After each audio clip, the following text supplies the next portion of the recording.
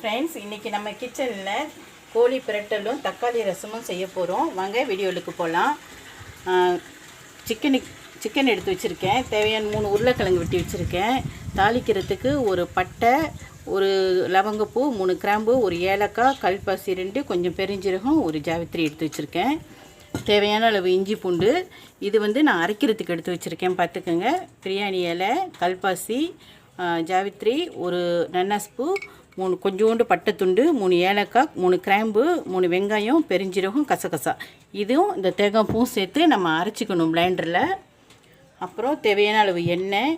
தாளிக்கிறதுக்கு வெங்காயம் வெட்டி வச்சுருக்கேன், சின்ன வெங்காயம், தக்காளி பழம், கருவேப்பிலை, ஒரு 4 பச்சை மிளகாய் கீறி வச்சுருக்கிறேன்.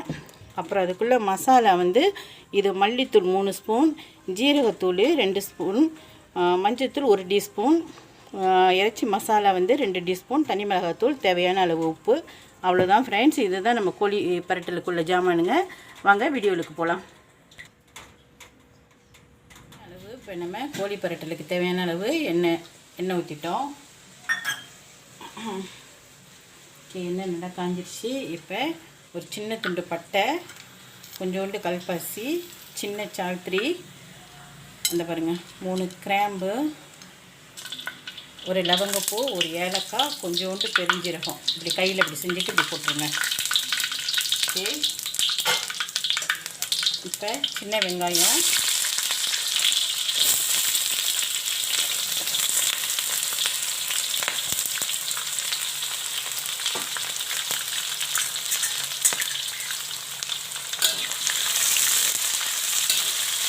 இப்போ சின்ன வெங்காயம் போட்டிருக்கேன். சின்ன வெங்காயம் நல்லா வதங்கி வந்ததுக்கப்புறம் தக்காளி பழம் ஆட் பண்ணுவோம்.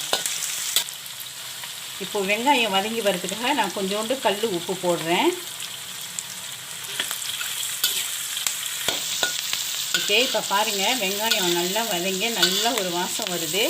இப்போ நல்லா எடுத்து வச்சுருக்க தக்காளி பழம், கருவேப்பிலை பாருங்கள். நான் எப்போதுமே இந்த மாதிரி காம்போடு தான் கிள்ளி போடுவேன். அதுதான் சரியான ருசி. இந்த மாதிரி போட்டு பாருங்கள். இப்போ இதெல்லாம் சேர்த்து ஒன்றா வதக்கிடலாம்.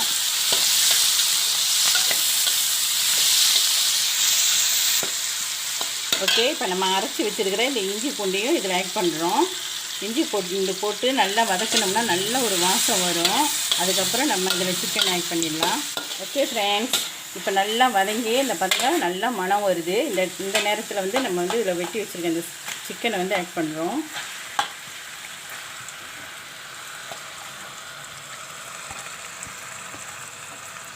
ஓகே. சிக்கனை போட்டுட்டு அப்படியே உள்ள வந்துடுங்க.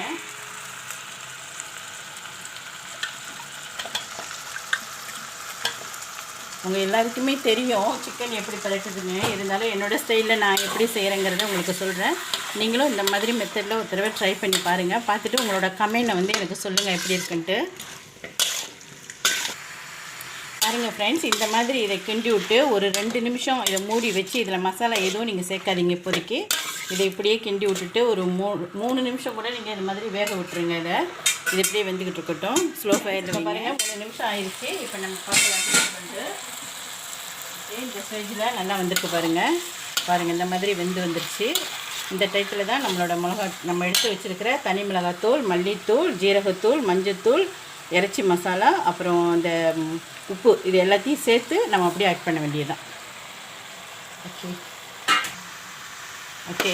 இப்போ இதெல்லாம் சேர்த்து நம்ம நல்லா கிண்டிட்டு இதுக்கு தேவையான அளவு இப்போ நம்ம தண்ணி ஊற்ற போகிறோம்.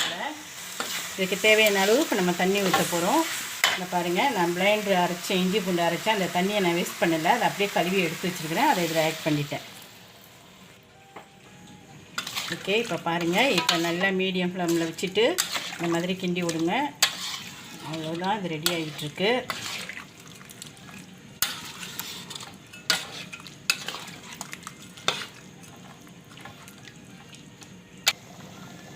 ஓகே. இப்போ பாருங்கள், நான் எல்லாத்தையும் போட்டுட்டு நல்லா கிண்டி விட்டுட்டு நம்ம இதை ஒரு 5 நிமிஷம் மூடி வச்சுருங்க. இடையில எடுத்து லேசாக அதை கிண்டி விட்டுருந்தீங்கன்னா அடி பிடிச்சிடும். அதுக்கு தான் சொல்கிறேன்.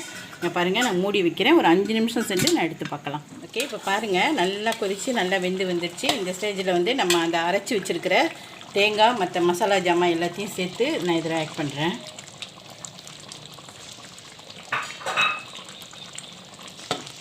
ஓகே, ஆட் பண்ணியாச்சு. இப்போ ஒரு 3 நிமிஷம் வச்சுருந்து எடுத்துடலாம். நீங்கள் இந்த நேரத்தில் உப்பெல்லாம் பார்த்துக்குங்க கரெக்டாக உங்களுக்கு தகுந்த மாதிரி. அவ்வளோதான் ஃப்ரெண்ட்ஸ், நம்மளோட சிக்கன் பிரட்டல் ரெடி ஆயிடுச்சு. அந்த கரம் மசாலா தேங்காய் எல்லாம் அரைச்சி போட்டோன்னே நல்ல ஒரு மணம், நல்ல ஒரு வாசம் வருது. நல்லா பாருங்கள் எவ்வளோ கிரேவியாக இருக்குன்ட்டு. இப்போ பாருங்கள் நம்மளோட கோழி பிரட்டல் ரெடி ஆகிருச்சு. இப்போ நான் அந்த மல்லி தலையை தூவிட்டு ஓகே இறக்க போகிறேன். அவ்வளோதான், முடிஞ்சிருச்சு. நம்மளோட சுவையான சிக்கன் பிரட்டல் ரெடி.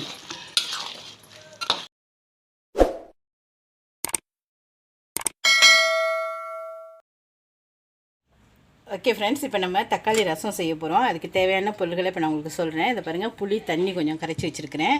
தேவையான அளவு தண்ணி, தேவையான அளவு கல் உப்பு, தேவையான அளவு எண்ணெய், ஒரு தக்காளி பழம், கொஞ்சம் கறிவேப்பிலை. அப்புறம் இந்த ஜாமானை வந்து நான் இடிச்சிக்க போகிறேன். இப்போ இது பாருங்கள், மல்லி, மிளகு, ஜீரகம், கொஞ்சம் இஞ்சி, இந்த பூண்டு வந்து இந்த மாதிரி தோலோடு நல்லா கழுவிட்டு சுத்தமாக எடுத்து வச்சுக்கோங்க. இது எல்லாத்தையும் இடிச்சிட்டு கடைசியாக இந்த இஞ்சியும் பூண்டையும் நசுக்கிற வேண்டியதான். வாங்க ரசம் பிடிக்கலாம். இந்த சோம்பு, ஜீரகம், மல்லி எல்லாத்தையும் நான் இடிச்சிட்டு வந்து வச்சுட்டேன். இப்போ இந்த புளி தண்ணி கரைச்சி வச்சுருக்கோம்ல, இதில் இந்த தக்காளி பழத்தை நல்லா கையாலேயே நசுக்கிக்குங்க. அதில் தான் ருசியே இருக்குது. நீங்கள் வெட்டியெல்லாம் போட்டு தாளிக்காதீங்க. இந்த மாதிரி நல்லா கையில் அழுத்தம் கொடுத்து நல்லா பிசைஞ்சிக்குங்க. அதோட இந்த கல் உப்பு சேர்த்துட்டிங்கன்னா பிசைகிறதுக்கு ரொம்ப ஈஸியாக இருக்கும். போட்டுட்டு பிசைஞ்சிட்டு இந்த எடுத்து வச்சுருக்க மஞ்சத்தூளை போட்டுருங்க. அதில் போட்டுட்டு இப்போ இந்த எடுத்து நம்ம நசுக்கி வச்சுருக்கிற இஞ்சி, பூண்டு, சோம்பு, ஜீரகத்தை இதில் ஆட் பண்ணிடுறேன். முடிஞ்சு, அவ்வளோதான். இதில் 2 கருவேப்பிலையை இப்படி கிள்ளி போட்டுருங்க. ஓகே, அவ்வளோதான், நம்மளோட ரசம் ரெடி. இப்போ நம்ம அடுப்பில் எப்படி வச்சு எடுக்கிறதுன்னு பார்க்கலாம். வச்சுருக்கோம், எண்ணெய் நல்லா காஞ்சி வந்துருச்சு. அதில் வந்து இந்த பாருங்கள், நான் 3 பட்டை மிளகாய் கிள்ளி வச்சுருக்கேன். அந்த பட்டை மிளகாயை போட்டுட்டேன். பட்டை மிளகாய் வரும்போது கொஞ்சோண்டு கடுகு, உளுந்து பருப்பு போட்டுருக்கேன். அதை சேர்த்துட்டேன். பாருங்கள், அதில் கருவேப்பிலை போடுறேன். ஓகே, இதில் பெருங்காயம் போடுறேன். இப்போ வெங்காயம் போட்டோம். இப்போ நம்ம கரைச்சி வச்சுருக்கிற ரசம் பண்ணுறோம். அவ்வளோதான். பாருங்கள், ரசம் நீங்கள் ரசம் வைக்கும்போது எப்போதும் எண்ணெய் வந்து ரொம்ப வைக்காதீங்க. ஏன்னா ரசத்துக்கு நம்ம எண்ணெய் கொஞ்சம் விட்டால் போதும். அப்புறம் நீங்கள் ரசத்தை வந்து கொதிக்க விடக்கூடாது. அதுதான் ரொம்ப மெயின். ரசம் அப்படியே பொங்கி ஒரு மாதிரி நுர மாதிரி வரும். அந்த ஸ்டேஜில் நீங்கள் அடுப்பை ஆஃப் பண்ணிவிடுங்க. அவ்வளோதான், நம்மளோட சுவையான ரசம் ரெடி. பாருங்கள் ஃப்ரெண்ட்ஸ், இப்போ நான் பாருங்கள், இந்த நல்லா அப்படியே நுறையா வந்திருக்குது. பொங்கி கொதி வர போகுது. நான் அதுக்காட்டி அடுப்பை ஸ்டாப் பண்ணிட்டேன். இந்த பாருங்கள், மல்லியும் புதினாவும் போட்டுட்டு இறக்கிற வேண்டியதான். இங்கே சுவையான ரசம் பாருங்கள் ரெடி ஆகிருச்சு. ஃப்ரெண்ட்ஸ், இப்போ பாருங்கள், சூடான ரசம், சுவையான கோழி பிரட்டல் ரெடி ஆகிருச்சு. இப்போ நான் சாப்பிட போகிறேன். வாங்க ஃப்ரெண்ட்ஸ், சாப்பிட்லாம். இந்த வீடியோ உங்களுக்கு பிடிச்சிருந்தா கமெண்ட் பண்ணுங்கள், ஷேர் பண்ணுங்கள், லைக் பண்ணுங்கள். மறக்காமல் பக்கத்தில் உள்ள பெல் பட்டனை ஒரு கிளிக் பண்ணுங்கள். உங்களோட கமெண்ட்டை கொடுங்க ஃப்ரெண்ட்ஸ். Okay, thank you friends.